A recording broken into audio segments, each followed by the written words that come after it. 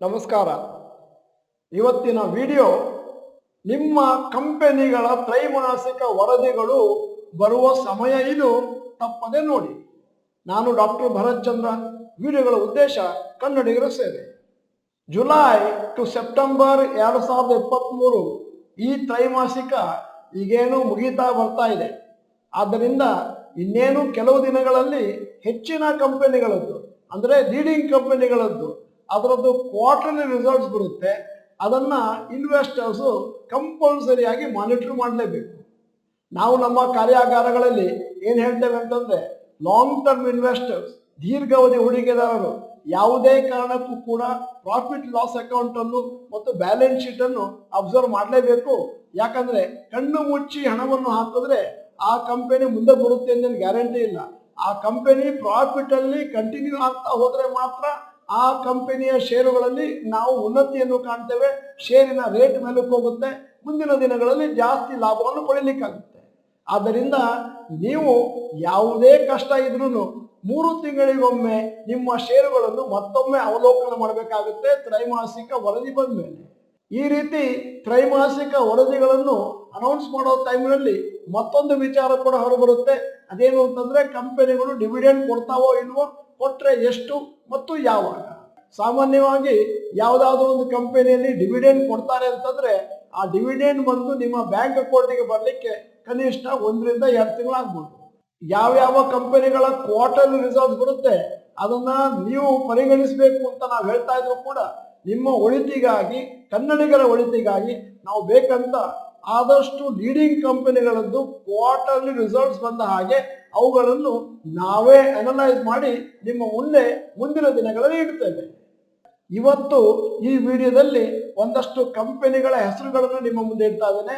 ಇದರದ್ದು quarterly results ಯಾವ ಬರ್ಬೋದು ಅಂತ.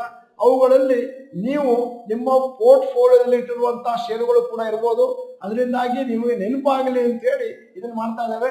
ಅಂದರೆ ಆ ದಿನಗಳಲ್ಲಿ ನೀವು ಮೊಬೈಲಲ್ಲಿ ಅಲಾರ್ಮ್ ಹಾಕೊಂಡು ಮತ್ತೆ ನೀವು ಅದರ ಪ್ರಾಫಿಟ್ ಅಂಡ್ ಲಾಸ್ ಅಕೌಂಟ್ ಅನ್ನು ಪೇಪರ್ನಲ್ಲಿ ನೋಡ್ಬೋದು, ಇಲ್ಲ ನಿಮ್ಮ ವೆಬ್ಸೈಟ್ಗಳಲ್ಲಿ ನೋಡ್ಬೋದು, ಇಲ್ಲ ನಮ್ಮ ಚಾನೆಲ್ ಅಲ್ಲಿ ನೋಡ್ಬೋದು.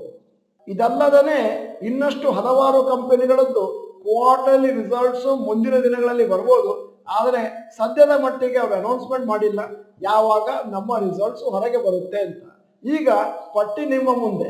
Quarterly results calendar. HCL Tech results announcement 12ನೇ ತಾರೀಕು ಅಕ್ಟೋಬರ್ 2023. HDFC AMC Infosys ಅದು ಕೂಡ 12ನೇ ತಾರೀಕು October 2023. Coforge Mphasis UltraTech cement 19ನೇ ತಾರೀಕು ಅಕ್ಟೋಬರ್ 2023. ಜುಬಿಲೆಂಟ್ ಫುಡ್ವರ್ಕ್ 25ನೇ ತಾರೀಕು October 2023. Tech Mahindra 25 October 2023. Asian Paint 26 October 2023 results ಬರುವಂತದ್ದು ತ್ರೈಮಾಸಿಕ. Doctor Reddy's lab 27 October 2023. Castrol India 30ನೇ ತಾರೀಕು ಅಕ್ಟೋಬರ್ 2023. ABB ಮತ್ತು ಬಾಷ್ 9ನೇ ತಾರೀಕು ನವೆಂಬರ್ 2023. ನಾನು ಈ ವಿಡಿಯೋದಲ್ಲಿ ನಮೂದಿಸಿದ ಈ ಷೇರುಗಳು ಅಲ್ಲದೆ ಇನ್ನಷ್ಟು ಷೇರುಗಳು ಸಾಮಾನ್ಯವಾಗಿ ತ್ರೈಮಾಸಿಕ ವರದಿಯನ್ನು ಅತಿ ಶೀಘ್ರದಲ್ಲಿ ಹೊರಗೆ ತರ್ತಾರೆ. ಅವುಗಳ ಪಟ್ಟಿಯನ್ನು ಕೂಡ ನಿಮ್ಮ ಮುಂದೆ ಇಡ್ತಾ ಇದ್ದೇನೆ. TCS, Wipro, HDFC bank, ICICI bank, Bajaj finance, Nestle, ICICI Prudential, Dabur etcetera. ಇದಲ್ಲದೇ ಇನ್ನೊಂದಷ್ಟು ಕಂಪನಿಗಳ ತ್ರೈಮಾಸಿಕ ವರದಿ ನವೆಂಬರ್ 2023 ಬರುವಂತಹ ಸಾಧ್ಯತೆಗಳಿದಾವೆ. ಅದಕ್ಕೂ ಕೂಡ ಈಗಿನಿಂದ ಕೇವಲ 1 ತಿಂಗಳು ಮಾತ್ರ ಬಾಕಿ ಇದೆ. ಈ ಸತಿ ಕ್ವಾರ್ಟರ್ಲಿ ರಿಸಲ್ಟ್ಸ್ ಬಹಳ ಇಂಟ್ರೆಸ್ಟಿಂಗ್ ಆಗಿರ್ತವೆ. ಯಾಕಂತಂದ್ರೆ ಅದನ್ನ ಅಬ್ಸರ್ವ್ ಮಾಡೋದ್ರಿಂದ ನಿಮ್ಗೆ ಗೊತ್ತಾಗುತ್ತೆ ನಮ್ಮ ಇಂಡಿಯನ್ ಕಂಪನಿಗಳು ಮೇಲಕ್ಕೆ ಹೋಗ್ತಾ ಇದಾವೋ ಅಥವಾ ಕೆಳಗೆ ಬರ್ತಾ ಇದಾವೋ. ಯಾಕಂದ್ರೆ ಗ್ಲೋಬಲಿ ಎಲ್ಲಾ ಕಡೆ ಒಂದಷ್ಟು ರಿಸೆಷನ್ ಇದೆ. ಆದ್ದರಿಂದ ನೀವೇನ್ ಮಾಡ್ಬೇಕಾಗುತ್ತೆ ಅಂತಂದ್ರೆ, ಕ್ವಾರ್ಟರ್ಲಿ ರಿಸಲ್ಟ್ಸ್ ಬಂದಾಗ ನೀವು ಈ ಕ್ವಾರ್ಟರ್ಗೂ ಮತ್ತು ಇದೇ ಕ್ವಾರ್ಟರ್ ಲಾಸ್ಟ್ ಇಯರ್ ನಲ್ಲೂ ಏನು ಡಿಫ್ರೆನ್ಸ್ ಇತ್ತು, ಮೇಲಕ್ಕೆ ಹೋಗಿದೆಯೋ ಕೆಳಕ್ಕೆ ಹೋಗಿದೆಯೋ ಅದನ್ನ ನೋಡ್ಬೇಕಾಗತ್ತೆ. ಯಾಕಂದ್ರೆ ಸಾಮಾನ್ಯವಾಗಿ ನಾವು ಕಂಪೇರ್ ಮಾಡೋದು quarter to quarter, year to year. July to September ತ್ರೈಮಾಸಿಕ ವರದಿ ಮುಂದಿನ ದಿನಗಳಲ್ಲಿ ಬಂದಾಗ ಎಲ್ಲಾ ಕಂಪನಿಗಳದ್ದು ಆವರೇಜ್ ಆಗಿ ಒಂದಷ್ಟು ಚೆನ್ನಾಗಿ ರಿಸಲ್ಟ್ಸ್ ಬಂದಿದೆ ಅಂತಂದ್ರೆ ನಮ್ಮ ಮಾರುಕಟ್ಟೆ ಮೇಲಕ್ಕೆ ಹೋಗುತ್ತೆ. ಅದೇನಾದ್ರೂ ತದ್ವಿರುದ್ಧವಾಗಿದ್ರೆ ಮಾರುಕಟ್ಟೆ ಕೆಳಗೆ ಬರುವಂತ ಚಾನ್ಸಸ್ ಇದೆ. ಕ್ವಾರ್ಟರ್ಲಿ ರಿಸಲ್ಟ್ಸ್ ಅಲ್ಲದೆ ನಾವು ಗ್ಲೋಬಲ್ ಕ್ಯೂಸ್ ಅನ್ನು ಕೂಡ ನೋಡ್ಬೇಕಾಗತ್ತೆ.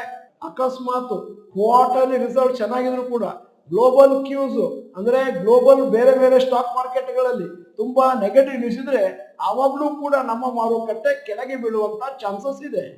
ಈಗ ಈ ವಿಡಿಯೋದ ಕೊನೆಯಲ್ಲಿ ನಿಮ್ಮ ಜನರಲ್ ನಾಲೆಜ್ಗಾಗಿ ಒಂದು ಪ್ರಶ್ನೆ ಕೇಳ್ತಾ ಇದ್ದೇನೆ. ಪಾಕಿಸ್ತಾನದ ಕರೆನ್ಸಿ ಯಾವುದು?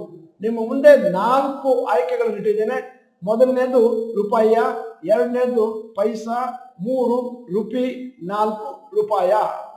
ಸರಿಯಾದ ABCD ಉತ್ತರವನ್ನು ನೀವು ನಮ್ಮ ಚಾಟ್ ಬಾಕ್ಸ್ ನಲ್ಲಿ ಟೈಪ್ ಮಾಡಿ. ನೀವು ಡಾಕ್ಟರ್ ಭರತ್ ಚಂದ್ರ ಇನ್ಸ್ಟಿಟ್ಯೂಟ್ ಕನ್ನಡ ಚಾನಲ್ ಮೆಂಬರ್ ಅಲ್ಲ ಅಂತಂದ್ರೆ ಇದೀಗ ಸಮಯ ಸಬ್ಸ್ಕ್ರಿಪ್ಷನ್ ಬಟನ್ ಬೆಲ್ ಐಕಾನ್ ಒತ್ತಿ. ವಿಡಿಯೋ ಚೆನ್ನಾಗಿದ್ರೆ ಲೈಕ್ ಬಟನ್ ಒತ್ತುವುದನ್ನು ಮರಿಬೇಡಿ. ವಿಡಿಯೋನ ನಿಮ್ಮ ಎಲ್ಲಾ ಸ್ನೇಹಿತರಿಗೂ ಫಾರ್ವರ್ಡ್ ಮಾಡಿ. ವಿಡಿಯೋನ ಸಂಪೂರ್ಣವಾಗಿ ನೋಡಿದ್ದಕ್ಕೆ ಧನ್ಯವಾದಗಳು. ನಮಸ್ಕಾರ.